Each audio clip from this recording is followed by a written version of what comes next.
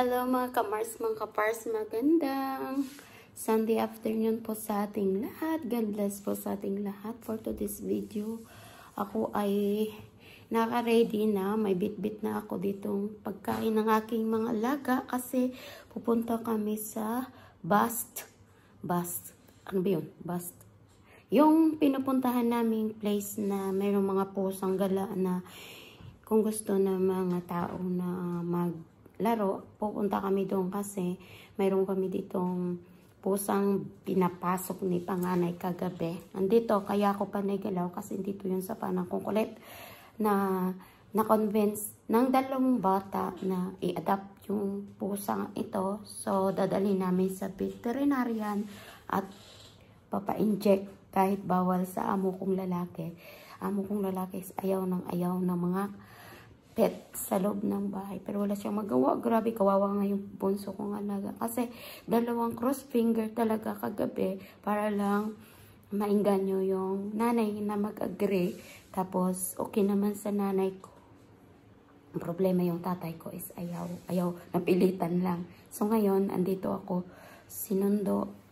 10 minutes alis na kami, sinundo ako ng tatay ko para dali namin tong pusa. Daanan namin sa school yung mga bata at pupunta kami doon sa lulo ng amo ko para doon kami. Tapos pupunta na kami sa veterinarian magpa-inject ng aming Oreo. Yung aming Oreo is, yung una kong upload na short lang naman na video is, ang kulit niya kasi doon sa may sa labas nung sasampayan. Ngayon, si panganay is kumuha ng tinapay sa kanyang lola na rabe bread. Pinapasok, kunwari pa siya na hindi niya daw napansin, may pumasok daw nung nasumunod daw nung nagsarado siya ng pinto. Pero nung pagpasok niya, sabi niya, Hazel. Alam kong may something talaga siyang ginawa hanggang binitbit niya dito sa kusina. So anyway, itong pusa naman is makulit. Pero kagabi, binigyan ko siya ng basket. Binigyan ko ng bagong basahan na malinis na hindi pa nagamit ngayon sa floor namin. Dinumihan niya. So tinapon ko na. Doon talaga siya nag-ihi. Doon talaga siya nagdumi. So ngayon, dadali na namin ito. Ito siya, guys. Mga Mars bars siya. So, wala kaming basket for the cat. Dito ko yan siya ilagay at ipasok para pag hindi na yan magtatalon-talon mamaya sa kotse. Dito ko yan siya ilalagay. So, paalis na kami. Punta na kami ng doktor para kay Oreo. Yan. Nagdagdag lang ito ng mga ka-Mars bars. Dagdag ng trabaho sa loob ng bahay. Pero pag makulit to, ewan anong mangyari dito, baka ibigay na lang ito sa doon sa place. Tignan muna namin. Kasi parang malikot siya, Yan. Naninira. Gusto pang magiga sa bed ko. Oh, yan Ay, Arya, stop! Nakikinig-kinig na yan. Stop! Stop! Nakikinig na siya. Ay, bilat mo. Kulit. Ay. Oreo, ha? Ayan.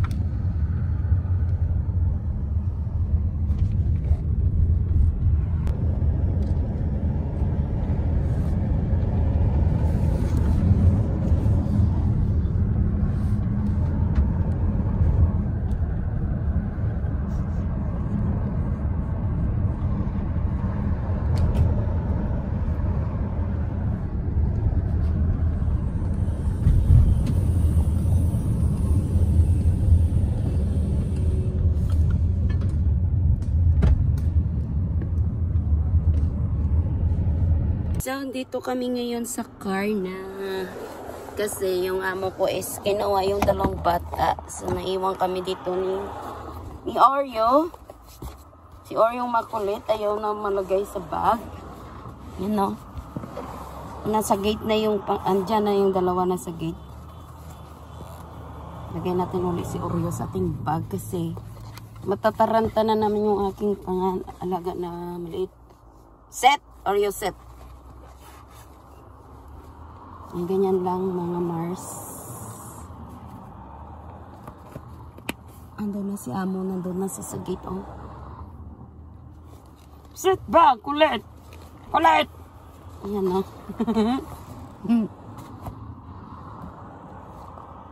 Yan, dito kami ni Oreo. Kapambahay lang kami ni Oreo. Yun o. Ay! Pumasok ka nga. Yun si Oreo. Traffic o mga Mars. Yun. Pick up time ng mga estudyante.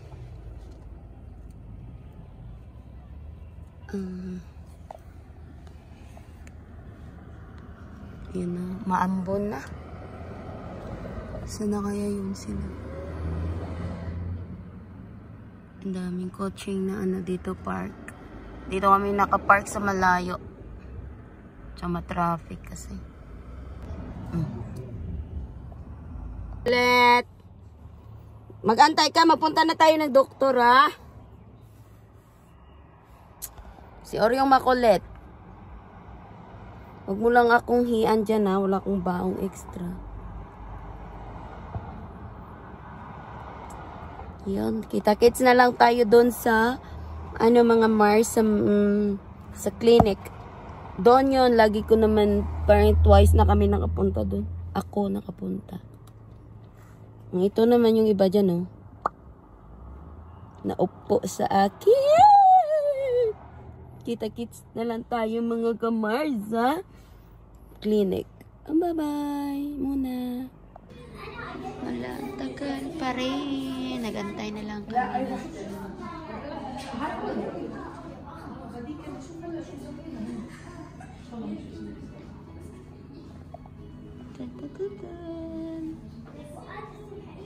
Uy, ay, coming.